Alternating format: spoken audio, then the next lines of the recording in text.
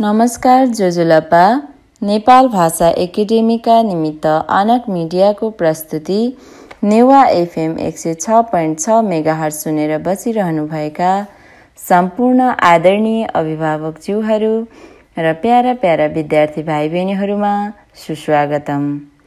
म तपाईहरूकै सामाजिक शिक्षक मन्दिरा गुरुङ अघिल्लो हप्ताको बिहीबार चाहिँ आज पनि तपाईहरू समक्ष कक्षा 8 को सामाजिक विषयको रेडियो शिक्षा कार्यक्रम लिएर उपस्थित भइसकेकी छु। कोभिड-19 को कारण सिर्जित विषम परिस्थितिलाई मध्यनजर गर्दै कीर्तिपुर नगरपालिकाद्वारा सञ्चालन गरिएको यस रेडियो शिक्षा कार्यक्रमले हामी सबैका लागि सिकाइको अवसर प्रदान गरेको छ र यो अवसरलाई पक्कै पनि तपाईहरूले निरन्तर सक्रिय सहभागिता जनाई सदुपयोग गर्नुभएको छ होला भन्ने विश्वास छ मलाई। हामीभित्र सिक्ने इच्छा शक्ति बलियो हुनुपर्छ। सिक्ने माध्यमहरू थुप्रै छन्, तसर्थ त्यस्ता सिक्ने माध्यमहरूको खोजी गर्दै निरन्तर सिकाइ कार्यमा अगाडि बढ्नको लागि अनुरोध गर्दछु। साथै अन्य रचनात्मक र सृजनात्मक क्रियाकलापहरूमा पनि सहभागी हुनको लागि अनुरोध गर्दछु। आफ्ना अभिभावकहरूलाई आफूले सकेको काममा सहयोग गर्नुहोस्।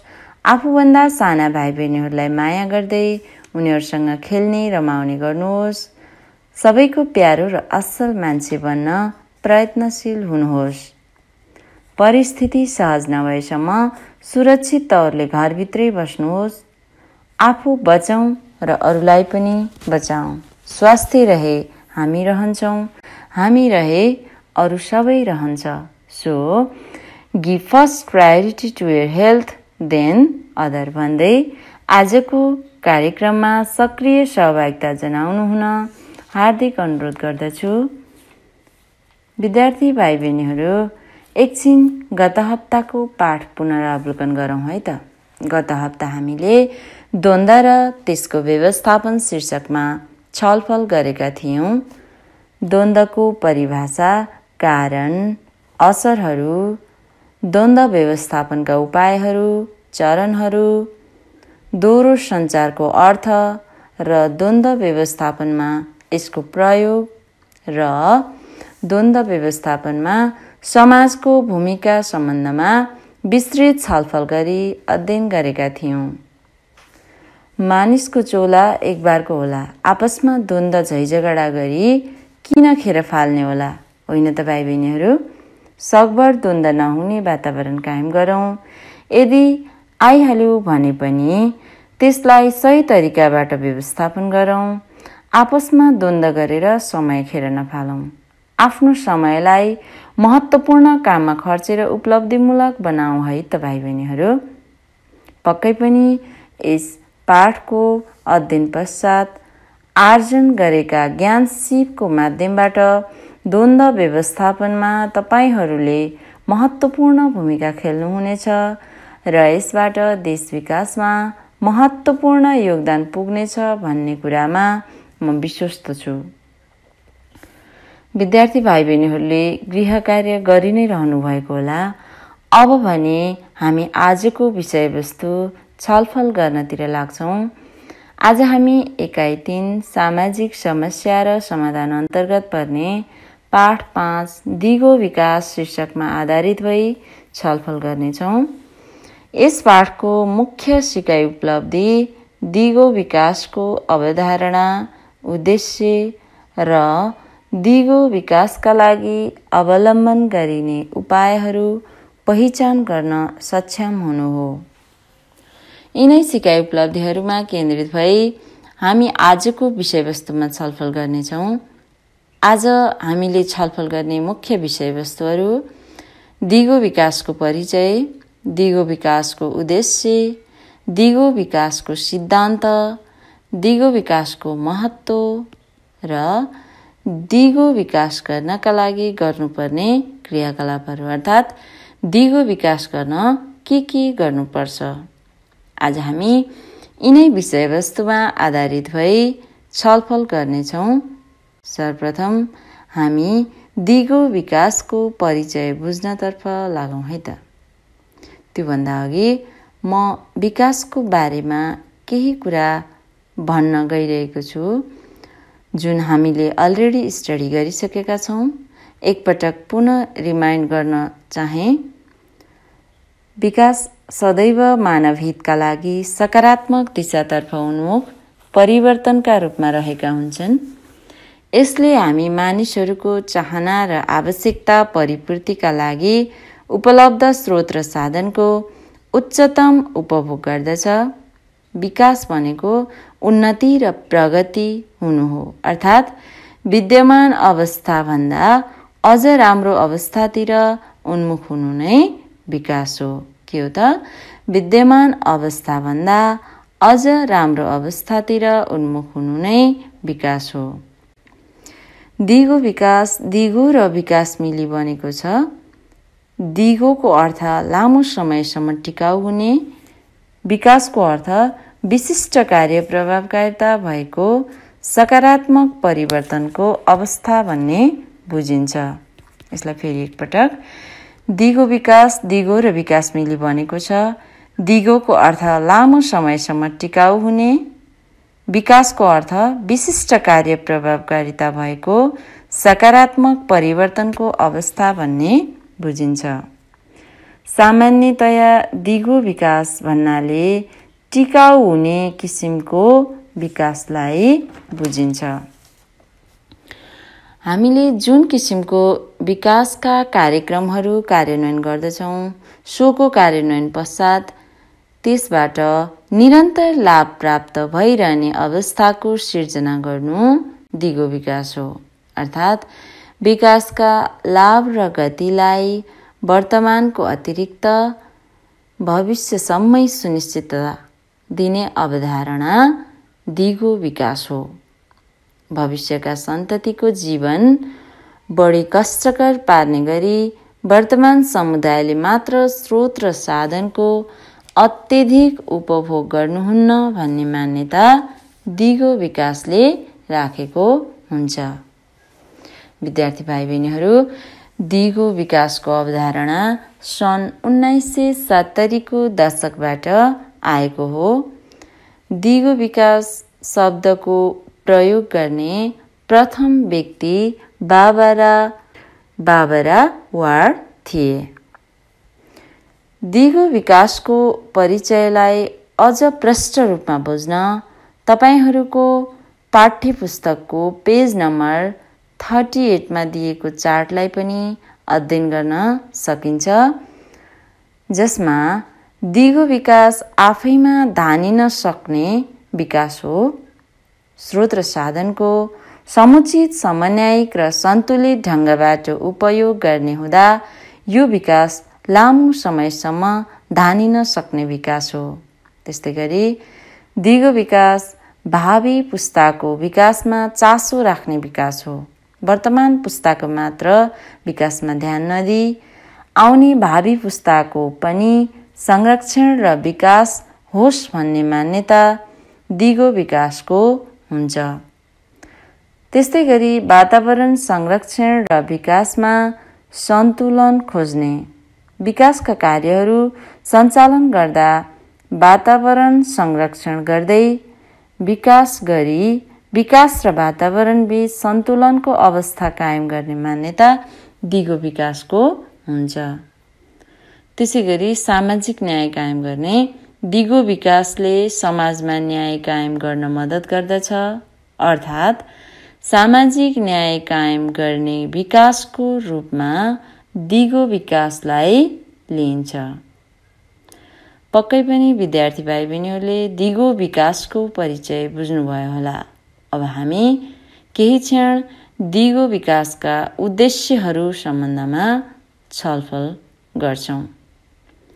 दिगो विकास लागू गर्नुका पछाडि विभिन्न उद्देश्यहरू रहेका छन्। तीमध्ये केही प्रमुख उद्देश्यहरूमा प्राकृतिक स्रोत र साधनको सावधानी र सचेतपूर्ण ढङ्गबाट उपयोग गर्नु, वातावरणको संरक्षण गर्नु यसको प्रमुख उद्देश्यहरू हुन्। त्यसैगरी यसको अर्को उद्देश्य भनेको आर्थिक वृद्धि गर्नु र सामाजिक उन्नति गर्नु पनि यसको उद्देश्य रहेको छ। त्यस्तै गरी अर्को उद्देश्य भनेको सामाजिक सद्भाव वृद्धि गरी मानवीय विकासका पक्षहरूलाई सबलीकरण गर्नु, सामाजिक न्याय कायम गर्नु र विकासका कार्यहरूमा जनसहभागिता अभिवृद्धि गर्नु दिगो विकासका प्रमुख उद्देश्यहरू हुन्। विद्यार्थी भाइ बहिनीहरू, दिगो विकासको उद्देश्यहरू अध्ययन गरिरहँदा हामीले थाहा पायौं कि दिगो विकास अत्यन्त आवश्यक छ भनेर। अब लागौं दिगो विकासका सिद्धान्तहरू चर्चा गर्नतर्फ। दिगो विकास गर्दा अवलम्बन गर्नुपर्ने केही सिद्धान्तहरूमा पारिस्थितिक पद्धतिको संरक्षण। दिगो विकासको प्रमुख लक्ष्य भनेको पृथ्वीको संरक्षण गर्नु हो। त्यसैले यसको लागि पृथ्वीमा भएका जैविक र अजैविक पक्षहरू बीचको अन्तर सम्बन्ध अर्थात् पारिस्थितिक पद्धतिको संरक्षण गर्नु पर्दछ। त्यस्तै गरी अर्को सिद्धान्त रहेको छ जैविक विविधताको संरक्षण। दिगो विकासका लागि पृथ्वीमा भएका प्रजाति, पारिस्थितिक प्रणाली र वंशाणुको संरक्षण गर्नु पर्दछ। त्यस्तै गरी अर्को सिद्धान्त समाजको दिगो विकास। दिगो विकासका लागि शिक्षा, स्वास्थ्य, यातायात, खानेपानी, सडक जस्ता सामाजिक विकासका कार्यहरू सञ्चालन गर्नु पर्दछ। त्यस्तै गरी अर्को सिद्धान्त भनेको मानवीय स्रोतको विकास। पृथ्वीको वातावरण सन्तुलन बनाइराख्ने कार्यमा प्रमुख भूमिका मानवको हुने भएकोले मानवीय क्षमताको विकास गर्नुपर्छ। त्यस्तै गरेर जनसहभागितामा वृद्धि। दिगो विकास गर्न जनसहभागिताले कम खर्चमा वातावरण सन्तुलन कायम गरी स्थानीय स्रोत र साधनको उपयोगबाट सम्पन्न हुन सक्ने भएकाले दिगो विकासले जनसहभागितामा जोड दिन्छ। त्यस्तै गरी अर्को सिद्धान्त रहेको छ जनसङ्ख्या नियन्त्रण। अनियन्त्रित जनसङ्ख्या वृद्धिले प्राकृतिक स्रोत साधन अत्यधिक उपयोग भई वातावरण सन्तुलन बिग्रन्छ। तसर्थ दिगो विकासका लागि जनसङ्ख्या नियन्त्रण गर्नु पर्दछ। त्यस्तै गरी अर्को सिद्धान्त रहेको छ सांस्कृतिक सम्पदाको संरक्षण। सांस्कृतिक सम्पदाको संरक्षणले पर्यटन क्रियाकलाप बढाउन सकिने भएकाले दिगो विकासले यस्ता सम्पदाको समुचित उपयोग र संरक्षणमा जोड दिन्छ। त्यस्तै गरी अर्को अन्तिम सिद्धान्त रहेको छ पृथ्वीको वहन क्षमता भित्र रहने। मानिसले गर्ने विकास निर्माणका कार्यहरू पृथ्वीका साधन र स्रोतले धान्न सक्ने हुनुपर्दछ। पृथ्वीको वहन क्षमताको आधारमा विकास निर्माणका कार्यहरू गर्नु पर्दछ। यसरी विकास गर्दा यस्ता सिद्धान्तहरूको अवलम्बन गर्न सकेमा दिगो विकास हुन सक्छ। अब दिगो विकासको फाइदा एवं महत्त्वबारे केही क्षण छलफल गरौँ है त। दिगो विकासको बारेमा यति धेरै छलफल गरिसकेपछि यसको फाइदा एवं महत्त्वबारे तपाईहरूलाई पनि केही गेस भइसक्यो होला। ल भन्नुस् त दिगो विकासको महत्त्वहरू के हुन् अर्थात् के हुन सक्छन्? हो, स्याबास, तपाईहरूले भन्नुभए जस्तै नम्बर 1 प्राकृतिक स्रोत साधनको उचित प्रयोग र संरक्षण गर्न दिगो विकासको महत्त्व रहेको छ। त्यसैगरी समुदायका मानिसहरूमा अपन्नत्वको भावना विकास गरी जनसहभागितामा आधारित विकास गर्न, त्यस्तैगरी विकासमा आधारभूत पक्षहरूको विकास गर्न, त्यस्तैगरी अर्को महत्त्व रहेको छ दीर्घकालीन सोचाइको विकास गर्न, अर्थात् कुनै पनि विकासको कार्य गर्दा त्यो दीर्घकालीन हुन्छ या हुँदैन भन्ने सोचको विकास गर्न, त्यस्तैगरी मानिसहरूको ज्ञान सिप र दृष्टिकोणमा परिवर्तन ल्याई दायित्व बोध गर्न पनि दिगो विकासको महत्त्व छ। त्यस्तैगरी अर्को महत्त्व मानव र प्रकृति बीचको अन्तर्सम्बन्ध परस्पर सहयोगी बनाउँदै लान र भावी पुस्ताको आवश्यकताहरू परिपूर्ति गर्न पनि दिगो विकासको महत्त्व रहेको छ। विद्यार्थी भाइ बहिनीहरू, दिगो विकासको महत्त्वबारे बुझ्नुभयो नि। यति धेरै महत्त्वपूर्ण दिगो विकासको कार्य गर्न सकेमा मात्र देशको द्रुत र सन्तुलित ढङ्गबाट विकास हुन सक्छ। दिगो विकास विश्वका हरेक देशको समकालीन आवश्यकता हो। अब दिगो विकास गर्न के गर्नुपर्छ त? ल, तपाईहरूले एउटा बुँदाहरू सोचेर भन्नुहोस् त। तपाईहरू सबैलाई प्रयासको लागि धन्यवाद। अब म तपाईहरूले भन्नुभएकै बुँदामा केही थप गर्छु, सुन्नुहोस् है त। नम्बर 1, वातावरणको संरक्षण गर्नुपर्दछ। यसको लागि वृक्षारोपण गर्ने, वन जङ्गलको संरक्षण गर्नुपर्दछ। नम्बर 2, साना र स्थानीय प्रविधिमुखी विकासमा जोड दिनुपर्छ। स्थानीय प्रविधिमुखी भनेको के हो त? स्थानीय प्रविधिमुखी भनेको जस्तै हाम्रो गाउँघरमा भएको पानीघट्ट, स्थानीय स्तरको जलस्रोतबाट विद्युत उत्पादन गर्ने प्रविधि स्थानीय प्रविधिमा पर्दछन्। यस्ता स्थानीय प्रविधिहरू वातावरण मैत्री हुने गर्दछन्। त्यसैले यस्ता स्थानीय प्रविधिमुखी विकासमा जोड दिनु पर्दछ। त्यस्तै गरी नम्बर 4, वैकल्पिक र नवीकरणीय ऊर्जाको प्रयोगमा जोड दिने। डिजेल, पेट्रोल, मट्टीतेल, एलपी ग्यास आदि जस्ता नवीकरण नहुने ऊर्जाहरू प्रयोग गर्दा यस्ता ऊर्जाहरू सिद्धिन सक्छ। त्यसैले वैकल्पिक र नवीकरणीय ऊर्जाको प्रयोगमा जोड दिनुपर्छ, जस्तो विन्ड मिल, सोलर पावर आदि। त्यस्तै नम्बर 5, फोहोरको उचित व्यवस्थापन गर्नुपर्दछ। जनसङ्ख्या वृद्धि दरसँगै सोही अनुपातमा फोहोर पनि वृद्धि हुन्छ, होइन त भाइ बहिनीहरू? जसले वातावरणको विविध पक्ष, जलवायु जस्ता क्षेत्रमा नकारात्मक असर पार्दछ, नराम्रो असर गर्दछ। तसर्थ फोहोरको उचित व्यवस्थापनमा जोड दिनु पर्दछ। नम्बर 6, खोलाबाट जथाभावी ढुङ्गा, गिटी, बालुवा झिक्ने कार्य बन्द गर्नु पर्दछ। जनसङ्ख्या वृद्धिसँगै घर भवन निर्माणका लागि खोलाबाट जथाभावी ढुङ्गा, गिटी, बालुवा झिक्ने कार्यलाई बन्द गर्नु पर्दछ। त्यस्तै गरी नम्बर 7, जनसङ्ख्या वृद्धि दरमा नियन्त्रण गर्नुपर्दछ। जनसङ्ख्या नियन्त्रण गर्न सकेमा जनसङ्ख्या वृद्धिबाट पर्ने धेरै समस्याहरू नियन्त्रण भई दिगो विकास गर्न सहज हुन्छ। त्यस्तै गरी नम्बर 8, जैविक खेतीमा जोड दिनुपर्छ।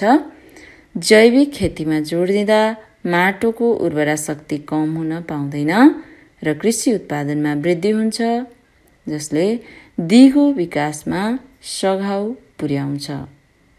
तसर्थ दिगो विकासको कार्यमा ध्यान पुर्याउन सकेमा अविकसित र विकासोन्मुख मुलुकहरूले पनि छिटै फड्को मार्न सक्ने कुरामा विश्वस्त हुन सकिन्छ। विद्यार्थी भाइ बहिनीहरू, युएनओको महासभाले सन् 2030 सम्ममा हासिल गर्ने गरी दिगो विकास सम्बन्धी 17वटा लक्ष्य तय गरेको छ, जसमा नेपालले पनि आफ्नो प्रतिबद्धता जाहेर गरेको छ। दिगो विकासको कार्यमा हामी सबैको प्रत्यक्ष अप्रत्यक्ष भूमिका हुन्छ नै, तसर्थ आफ्नो भूमिकामा कति पनि नचुकी दिगो विकासमा सघाउ पुर्याउँ भन्दै अब भने म तपाईहरूलाई गृह कार्य दिन्छु। टिपोट गर्नुस् त। सबैजना तयार हुनुहुन्छ नि? ल 1 नम्बरमा लेख्नुस् त। नम्बर 1 मा दिगो विकास भनेको के हो? दिगो विकास भनेको के हो? नम्बर 2 मा लेख्नुस् दिगो विकासका 6 वटा उद्देश्यहरू उल्लेख गर्नुहोस्। दिगो विकासका 6 वटा उद्देश्यहरू उल्लेख गर्नुहोस्। नम्बर 3 दिगो विकासको निम्ति नागरिकले खेल्ने भूमिका सम्बन्धमा आफ्ना विचारहरू लेख्नुहोस्। दिगो विकासको निम्ति नागरिकले खेल्ने भूमिका सम्बन्धमा आफ्ना विचारहरू लेख्नुहोस्। हामीले दिगो विकास गर्नका लागि के गर्नुपर्छ भनेर अध्ययन गरिसकेका छौँ। यसमा तपाईहरूले नागरिकले दिगो विकासका लागि खेल्न सक्ने भूमिकाको सम्बन्धमा आफूलाई लागेको विचारहरू उल्लेख गर्दै यस प्रश्नको उत्तर दिनुहोला है त भाइ बहिनीहरू। गृह कार्य टिपोट गरेर भ्याउनु भयो नि, हैन? ल त भाइ बहिनीहरू, आजलाई भने निर्धारित समय सकिएको छ। अर्को हप्ता बिहिबार पुनः ठिक 7:30 बजे उपस्थित हुने नै छु। तपाईहरूको आजको यस शैक्षिक कार्यक्रममा सक्रिय सहभागिताको लागि धन्यवाद दिँदै म पनि आजलाई बिदा हुन्छु। हस्त, नमस्कार, धन्यवाद, शुभ दिन।